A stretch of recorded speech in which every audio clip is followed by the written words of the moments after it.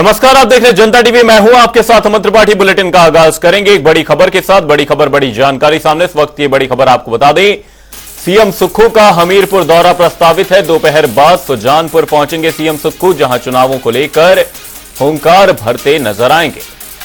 ये बड़ी खबर, बड़ी जानकारी सीएम सुक्खू के हमीरपुर दौरे को लेकर, जहां चुनावों को लेकर सीएम सुक्खू हुंकार भरते नजर आएंगे।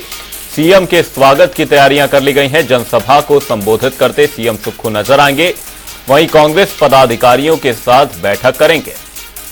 सीएम सुक्खू का हमीरपुर दौरा प्रस्तावित है। ये बड़ी खबर, बड़ी जानकारी। दोपहर बाद सुजानपुर पहुंचेंगे सीएम सुक्खू, चुनावों को लेकर हुंकार भरते नजर आएंगे। वहीं सीएम के स्वागत की तैयारियां कर ली गई हैं।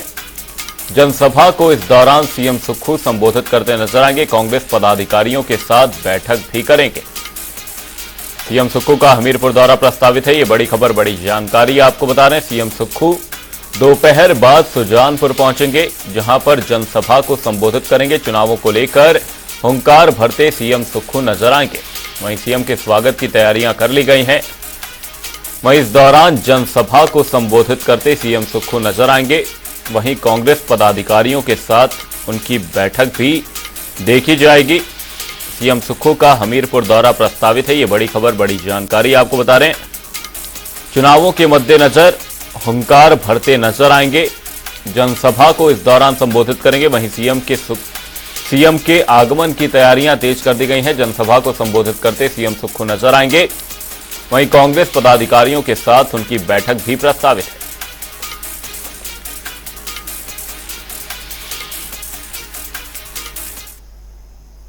बुलेटिन में रुक करेंगे अगली बड़ी खबर की ओर। बड़ी खबर, बड़ी जानकारी सामने इस वक्त की। बड़ी खबर आपको बता दें, हिमाचल हाईकोर्ट में सीपीएस मामले की आज सुनवाई होनी है। ये बड़ी खबर, बड़ी जानकारी। हिमाचल हाईकोर्ट में सीपीएस मामले को लेकर आज सुनवाई होनी है। 3 दिन तक लगातार मामले को लेकर बहस होगी। वहीं कोर्ट ने इसे अति महत्वपूर्ण मामला बताया है। वहीं मामले में जल्द फैसला संभावित है। वहीं 3 दिनों के भीतर प्रतिवादी पक्ष अपनी बहस को पूरा करेगा। ये बड़ी खबर, बड़ी जानकारी आपको बता रहे हैं इस वक्त की। ये बड़ी खबर सीपीएस मामले को लेकर सामने है। हिमाचल हाईकोर्ट में सीपीएस मामले की आज सुनवाई होनी है। 3 दिनों तक मामले पर लगातार बहस होती नजर आएगी। कोर्ट ने इसे अति महत्वपूर्ण मामला बताया है। वहीं मामले में जल्द ही फैसला संभावित है।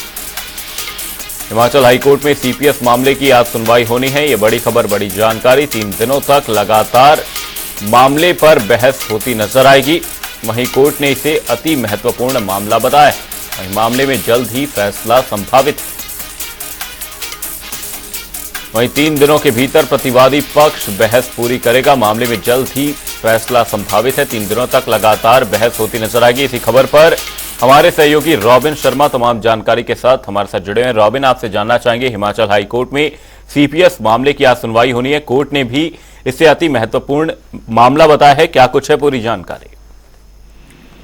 जी देखिए, बिल्कुल अमन, हिमाचल प्रदेश में जो सीपीएस मामला है लगातार चर्चाओं में बना हुआ है और हिमाचल हाईकोर्ट में भी इसकी जो सुनवाई है वो पिछले लंबे समय से चल रही है।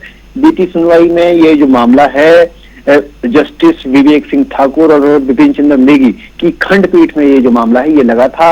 और तब जो है भाजपा के 11 विधायकों और पीपल फॉर रिस्पॉन्सिबल फॉर जो संस्था है और इसके अलावा एक जो महिला है, ये 3 इसमें वादी पक्ष हैं जिन्होंने याचिका दायर की है हिमाचल हाईकोर्ट में कि जो ये सीपीएस की नियुक्तियां सरकार ने की है ये पूरी तरह से असंवैधानिक है। और इसी का जो मामला है ये हाईकोर्ट में चल रहा है। और इसको लेकर जो भाजपा पक्ष के वकील है, यानी कि जो वादी पक्ष के वकील है, उनकी ओर से बहस की गई और तमाम जो उनकी दलीलें हैं वो पेश की गई। तो इनमें जो भाजपा की ओर से कहा गया है या वादी पक्ष की ओर से कहा गया है, इसमें 2 ग्राउंड्स जो है उन्होंने तय किए हैं जिन पर ये याचिका जो है जिन पर जो है वो लड़ रही है। और खास तौर पर इसमें जो सुप्रीम कोर्ट की जो पहले वर्डिक्ट है किसी भी प्रदेश में सीपीएस नियुक्त करने को लेकर, उसको आधार बनाया गया है भाजपा या वादी पक्ष की ओर से।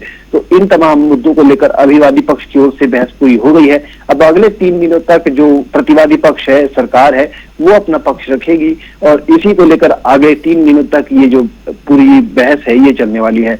बीते दिनों हिमाचल प्रदेश हाईकोर्ट में जब ये मामला लगा था तो वहां पर न्यायाधीशों की ओर से कहा गया था कि ये मामला बेहद महत्वपूर्ण है, ऐसे में इसको पूरा समय दिया जाना चाहिए और इसी कड़ी में 3 दिनों तक लगातार जो है यहाँ पर तय किए गए हैं कि इस मामले पर जो बहस है वो पूरी हो सकती है और संभवतः इस बार जो 3 दिनों तक ये बहस चलेगी इसमें जो प्रतिवादी पक्ष है यानी कि सरकार है वो अपना पक्ष पूरी तरह से रखेगी, जिसके बाद जल्द ही इस मामले पर फैसला भी संभावित है। जी हिमाचल हाईकोर्ट में सीपीएस मामले की सुनवाई आज होनी है। बहुत बहुत धन्यवाद रॉबिन तमाम जानकारी के लिए। सीपीएस मामले की आज सुनवाई होती नजर आएगी। 3 दिनों तक लगातार मामले पर बहस होगी।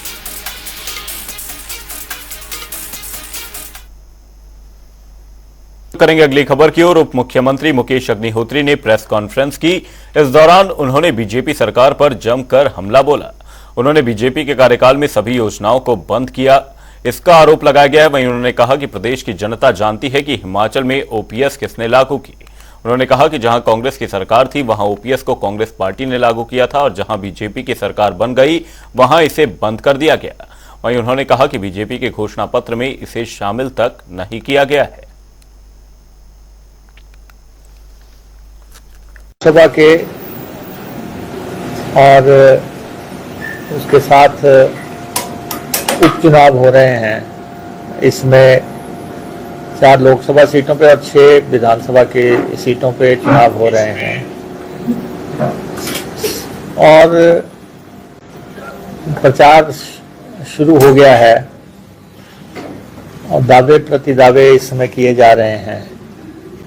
हम भारतीय जनता पार्टी से ये जानना चाहते हैं कि हिमाचल सरकार की, कांग्रेस सरकार की जो 2 फ्लैगशिप प्रोग्राम हैं, दो मेजर फ्लैगशिप प्रोग्राम्स हैं, उसके बारे में वो अपना स्टैंड स्पष्ट क्यों नहीं कर रहे हैं। Bharatiya Janata Party as a national party OPS के खिलाफ रही है। ओल्ड पेंशन स्कीम का इन्होंने सिरे से खारिज उसको करती रही है और हमने प्रदेश के 1,36,000 कर्मचारियों को पेंशन का अधिकार दिया।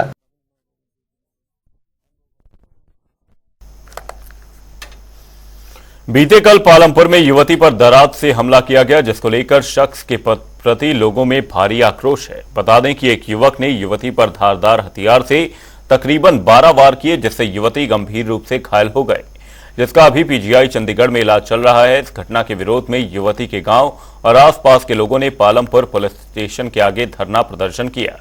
थाना प्रभारी पालमपुर को एक ज्ञापन देकर आरोपी के खिलाफ कड़ी से कड़ी कार्रवाई अमल में लाने की अपील की गई। ये 2 तस्वीरें जहां पर पालमपुर में इस घटना के बाद से प्रदर्शन देखा गया, वहीं कुल्लू से भी कुछ ऐसी तस्वीरें सामने आई जहां पर लोग झंडे हाथ में लेकर साथ ही नारेबाजी कर प्रदर्शन करते नजर आए।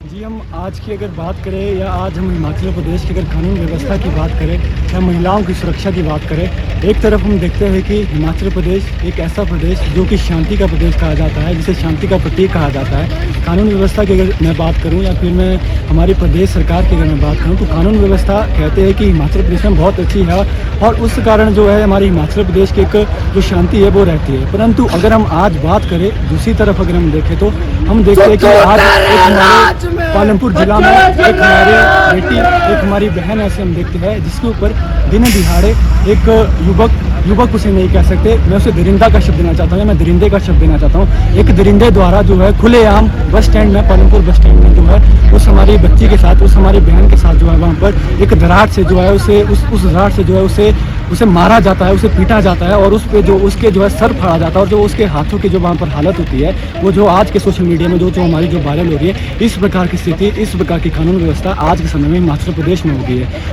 जो भी आपकी कार्रवाई है अति शीघ्र करें ताकि जो जनता में आपको पता है आक्रोश है, तो आज ये सारी जनता बोल रही थी कि हमने चक्का जाम करना, ठीक है, लेकिन जो अपराधी है सब अंदर है, तो उस चक्का जाम का हमें भी पता है, शासन प्रशासन जो है वो इस चीज़ों को, तो हमने भी संविधान के दायरे में रहकर ही शांतिपूर्ण तरीके से हम आज आपको अपना ये ज्ञापन दे रहे हैं। आप जो है उच्च अधिकारियों तक भी ये बात पहुँचाए कि जल्दी से जल्दी इस अपराधी को कड़ी से कड़ी सजा हो, ताकि इन घटनाओं की पुनरावृत्ति ना हो।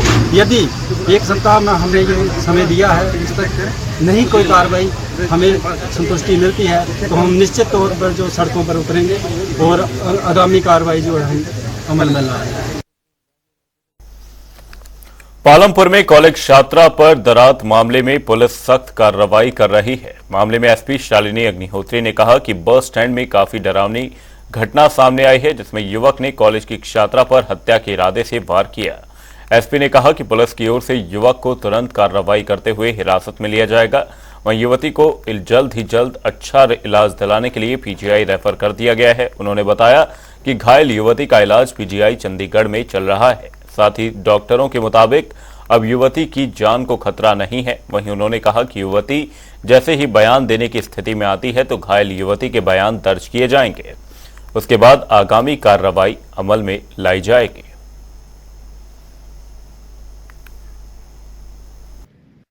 काफ़ी दुखनीय और निंदनीय घटना जो है सामने आई है, और इसमें एक जो लड़का है उसके द्वारा एक कॉलेज स्टूडेंट को ब्रूटली वहाँ पे अटैक किया गया और मल्टीपल टाइम्स दराटी से उस पर मर्डरस जो है attack Palampur police station, Palampur bus stand के एरिया में हुआ है, जिसके तो वहाँ पे जो प्रेजेंट थे उन्होंने उस एक्यूज्ड को जो है पकड़ के और काफ़ी उसकी पिटाई वहाँ पे कर दी जा चुकी थी।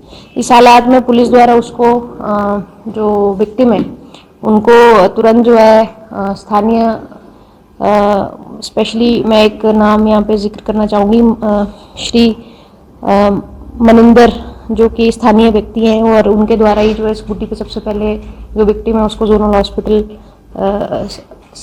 सिविल हॉस्पिटल पालमपुर के लिए वहाँ से ले जाया गया।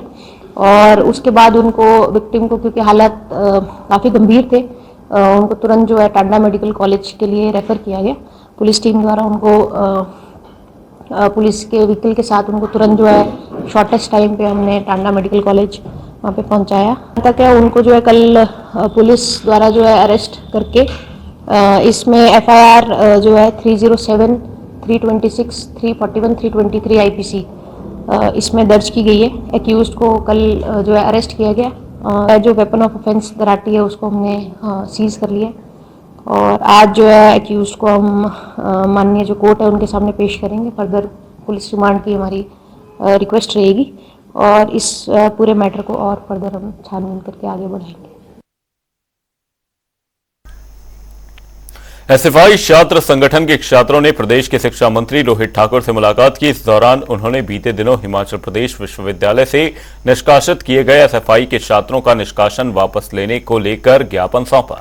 एसएफआई छात्र संगठन का कहना है कि छात्रों का यह निष्कासन पूरी तरह से राजनीतिक है। ऐसे में इस संगठन को छात्रों का निष्कासन वापस लिया जाना चाहिए। वहीं इस दौरान एसएफआई ने लोकसभा चुनाव में बीजेपी के खिलाफ इंडिया गठबंधन का साथ देने की बात कही है। उसको छात्र संगठन का काम एबीपी पूरे देश के अंदर नहीं करती है। एबीपी का पूरे देश के अंदर जो काम है, अभी पिछले 2 दिन पहले का इंसिडेंट है हैदराबाद सेंट्रल यूनिवर्सिटी के अंदर, हैदराबाद के अंदर एक फिजिकल वीक जो चैलेंजिंग स्टूडेंट है उसके ऊपर हमला एबीपी के गुंडों द्वारा किया गया। जेएनयू के अंदर जिस तरह का इंसिडेंट हुआ, जेएनयू के चुनाव के अंदर आपने देखा होगा, उसी के लिए उनको जेएनयू के अंदर मुंह की खानी पड़ी। उसके अलावा देश के अलग अलग शिक्षण संस्थानों के अंदर कहाँ का एग्जाम्पल आपके पास नहीं है। पूरे देश के अंदर एबीपी जो है इस वक्त पूरे देश के अंदर ऐसा सांप्रदायिकता का माहौल बनाती है, जय श्री राम के नारे लगाती है और लोगों को पीटने का काम करती है। जो प्रोफेसर उनके खिलाफ बोल रहा है, जो प्रोफेसर पढ़ाने का काम कक्षा के अंदर किया जा रहा है, उस प्रोफेसर को टारगेट किया जाता है, कुलपति को टारगेट किया जाता है, अलग अलग जगह पे गुंडागर्दी फैलाने का काम एबीपी करती है। तो हम ये मानते हैं कि एबीपी जो कोई छात्र संगठन अब नहीं रहा है, वो गुंडों का एक गिरोह बन गया है। तो हम ये मानते हैं कि एसएफआई को बैन करने की मांग है तो हास्यास्पद है, हम इस बात को मानते हैं। आगामी लोकसभा चुनाव में युवा कांग्रेस की अहम भूमिका रहेगी। चुनाव को लेकर नाहन में युवा कांग्रेस की बैठक आयोजित की गई। बैठक की अध्यक्षता वीरेंद्र जाल्टा ने की, जिसमें लोकसभा चुनाव को लेकर रणनीति तैयार की गई। युवा कांग्रेस ने कहा कि युवा कांग्रेस आगामी लोकसभा चुनाव को लेकर पूरी तरह तैयार है। युवा कांग्रेस के कार्यकर्ता 15 महीने की प्रदेश सरकार की उपलब्धियों को मुख्य रूप से आम आदमी के बीच ले जाएंगे। वहीं उन्होंने प्रदेश सरकार के कार्यकाल को सफल बताया और कहा कि कई महत्वपूर्ण फैसले मौजूदा सरकार ने लिए हैं। दूसरी तरफ बीजेपी प्रत्याशी सुरेश कश्यप के कार्यकाल को निराशाजनक बताया। विधानसभा की यूथ कांग्रेस की बैठक रखी गई थी और ये बैठक हमारे अध्यक्ष नाहन विधानसभा के छोटे भाई ऋषिपाल जी और जो नाहन सिटी के अध्यक्ष आमिर खान जी के नेतृत्व में रखी गई थी। और इस बैठक में आगामी जो हमारे लोकसभा के चुनाव है उसको लेकर चर्चा की गई, जिसमें यूथ कांग्रेस विधानसभा वाइज जिला सिरमौर की 5 विधानसभा में पूरी क्षमता के साथ काम करेगी और जो हिमाचल प्रदेश की सरकार की हमारी जनहितैषी नीतियां माननीय मुख्यमंत्री ठाकुर सुखविंदर सिंह सुक्खू जी ने हिमाचल प्रदेश की आम जनता के लिए की है, उसको जो काम किए हैं 15 महीनों की सरकार में, ये ऐतिहासिक कार्य हिमाचल प्रदेश की सरकार ने माननीय मुख्यमंत्री जी ने किए हैं।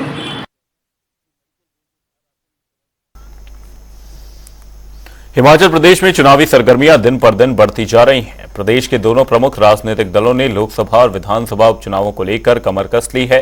जहां दोनों राजनीतिक दल ताबड़तोड़ प्रचार व बैठकों में जुट गए हैं, वहीं कांग्रेस ने प्रदेश में प्रचार के कांग्रेस कार्यालय में वॉर रूम भी स्थापित कर दिया है।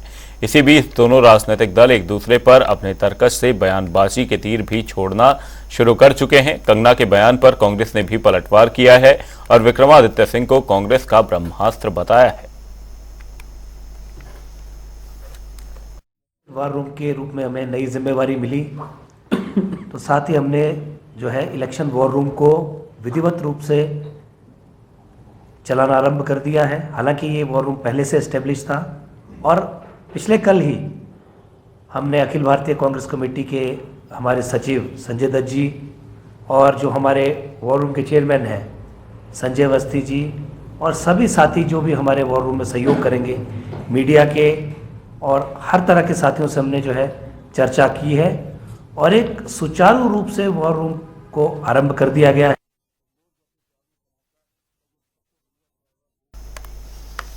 ऊना के बीजेपी विधायक सतपाल सिंह सत्ती ने ग्राम पंचायत में जनसंपर्क अभियान के तहत जनसंबोधन किया। इस दौरान उन्होंने लोकसभा चुनाव और उपचुनाव में बीजेपी की बड़ी जीत का दावा किया। साथ ही उन्होंने कहा कांग्रेस का कार्यकाल निराशाजनक रहा है। वहीं उन्होंने लोकसभा की सभी 4 सीटें जिताकर मोदी सरकार के हाथ मजबूत करने के लिए भी कार्यकर्ताओं को प्रेरित किया। उपचुनाव है, ये सिर्फ विधायक चुनने का चुनाव नहीं है, हिमाचल प्रदेश में सरकार बदलने का चुनाव है। कि सरकार कांग्रेस की बदलनी है, जिस सरकार से सब लोग परेशान थे उस सरकार को किनारे करके भारतीय जनता पार्टी की गवर्नमेंट बनानी है। तो तमाम कार्यकर्ताओं के ध्यान में ये आना चाहिए कि ये जो 6 उपचुनाव हो रहे हैं ये सिर्फ एमएलए के चुनाव नहीं है, ये सरकार बनाने के चुनाव है। 6 चुनाव हम लोग जीतेंगे तो जून महीने में भारतीय जनता पार्टी की गवर्नमेंट यहाँ पर होगी। तो ये कार्यकर्ताओं के मन में ध्यान में रख करके सबको काम करना पड़ेगा ताकि अपनी गवर्नमेंट आए। मोदी से जैसा तालमेल पहले जयराम ठाकुर जी की गवर्नमेंट में चल रहा था, वैसा तालमेल पूरे हिमाचल प्रदेश में गवर्नमेंट बनने के बाद फिर से हो, ताकि विकास भी आगे बढ़े और विश्वास भी आगे बढ़े और उसके साथ साथ ईमानदार। बुलेटिन में फिलहाल के लिए सिर्फ इतना ही। जय गणेश। जनता टीवी पर खबरों का सिलसिला रहेगा जारी। तब तक के लिए नमस्कार।